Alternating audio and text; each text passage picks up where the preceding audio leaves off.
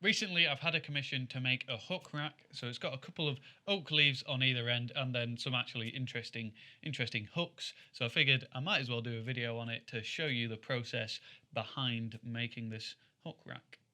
I'm going to use a bit of 25 by 5 to form the back plate of this hook rack. The first thing to do is create a two-sided isolation there using these two bits of 12mm round for the oak leaf, and then I'm going to create another isolation a little bit, sort of maybe 5cm, 50mm back from the first isolation to form the material for the stem. And then instead of forging that material out, I'm actually going to cut it to get the shape of the stem, and I'll explain why in a little minute once we've created all of these isolations.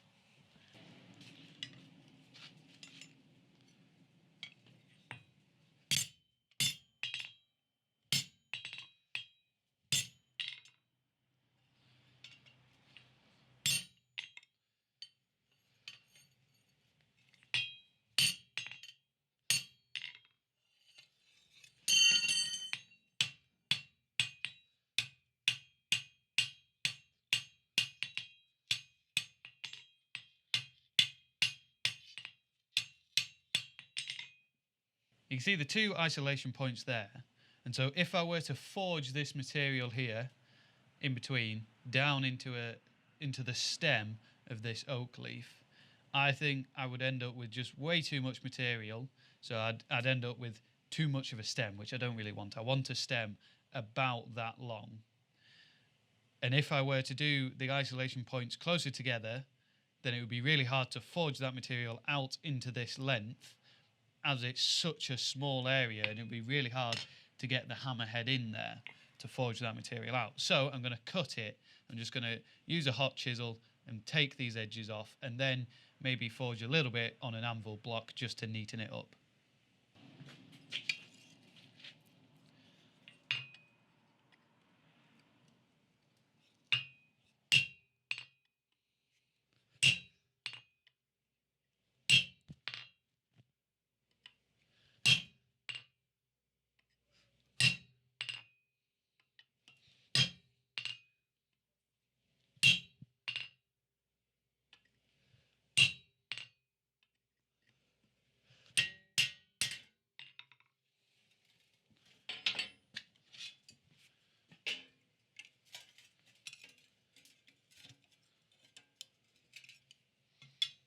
You can see we have a bit of a raggy edge, which you always get when you do a hot cut. So we've got to file that, or rasp it, whatever, down so it's now back square with the bar before we can do any forging on it. And I will just forge it a little bit. We'll probably go to a round stem on the piece and then forge out the oak leaf.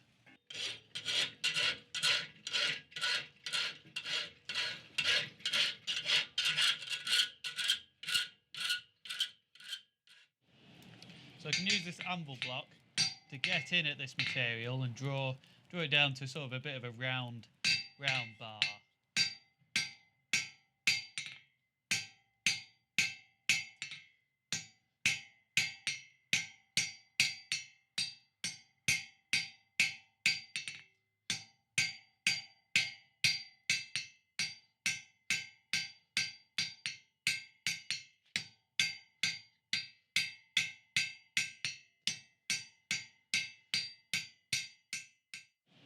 Using a cross peen, we can spread this material here to the leaf so we get a little bit more width.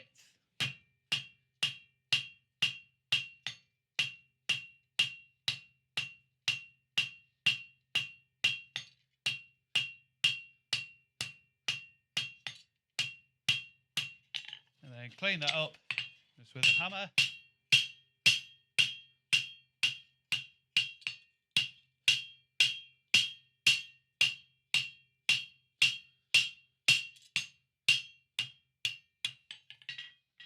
The next step is to punch the veins of the leaf onto that leaf blank. So we have this tool, which is just recessed with chisel marks to form the veins. That goes in the hardy hole. You can see we've got a little slot in it. So this bar goes in to lock it down into the anvil so it isn't going to move anywhere. whilst we are punching these leaves on.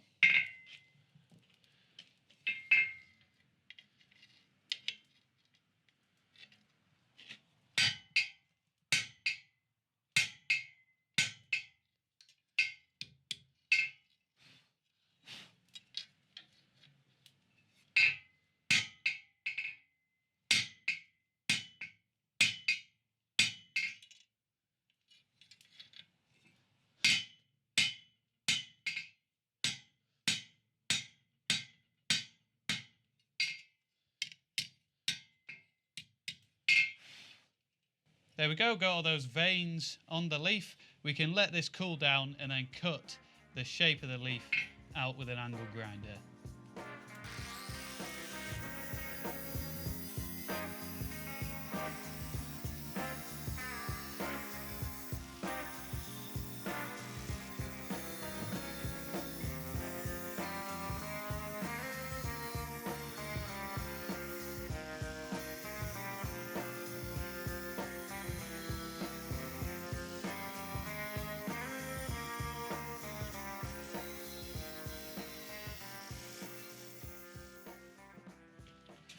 We can put a little bit more shape into the leaf, so it's a bit more natural rather than just being flat.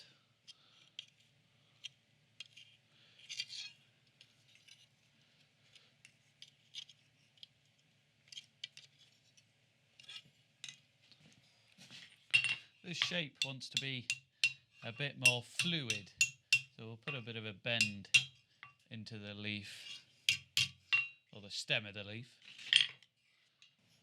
The back plate is looking nice. You can see it is going to be a long hook rack, but I like this flowing shape that we have with the oak leaf. So we've got one going up and one going down. I think that, you know, we've got a nice S on the piece. The next thing to do for this is to scribe our lines on, mark where we're going to put all of our holes, drill the holes, countersink the back so we have a little space where the rivet can sort of smoosh into, get upset into, so that it sits flush with the back. And then we've got to make all the hooks.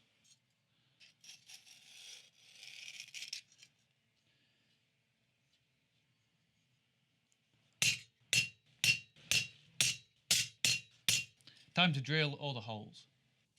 Got our holes drilled and countersunk. It's time now to make the hooks. To make the hooks, I've got some 8mm round, and I'm going to flatten it into sort of a rectangular bar, however leaving the corners so they stay nice and round.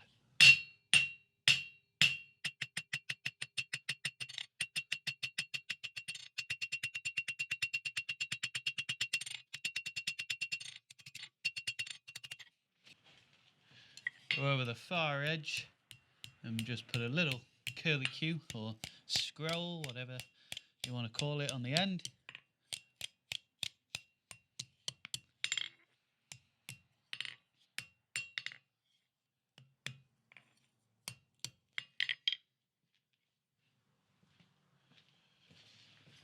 I've quenched off that end, so I can now begin to scroll or wrap the hook up into a hook.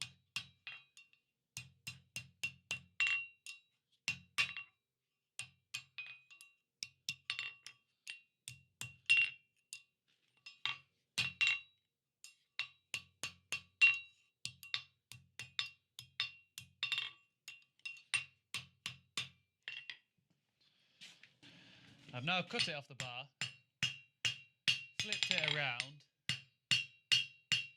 so we can now fudge a bit of a flat on the other end and then draw a little bit of a taper down here, which we can then put another little scroll on.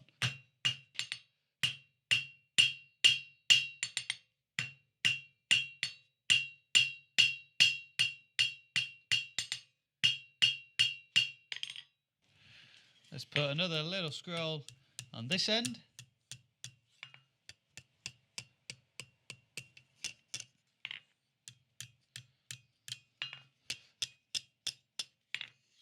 I'll knock this scroll back so that we've got sort of another bit of a hook on the top there.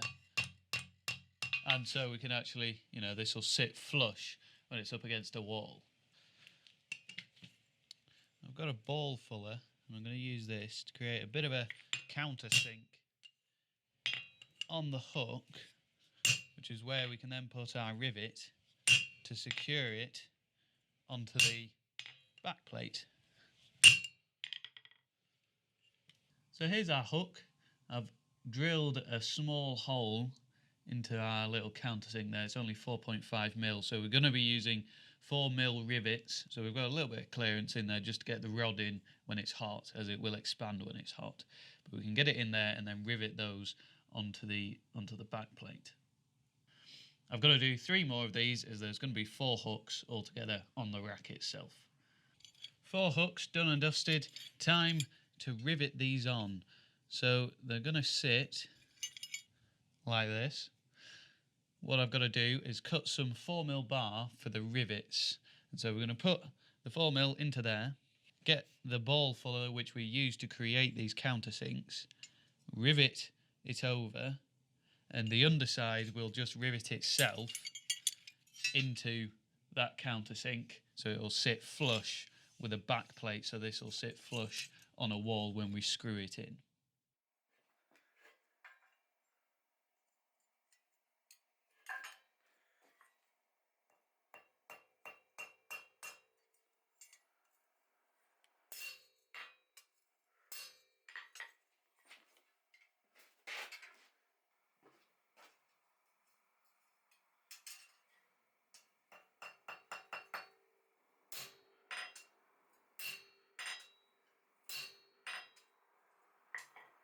The final thing is the finish, and the customer wants a nice shiny finish on the piece. So to do that, I'm going to use a wire wheel and just polish it all up, and then give it a clear lacquer just to stop it rusting after that.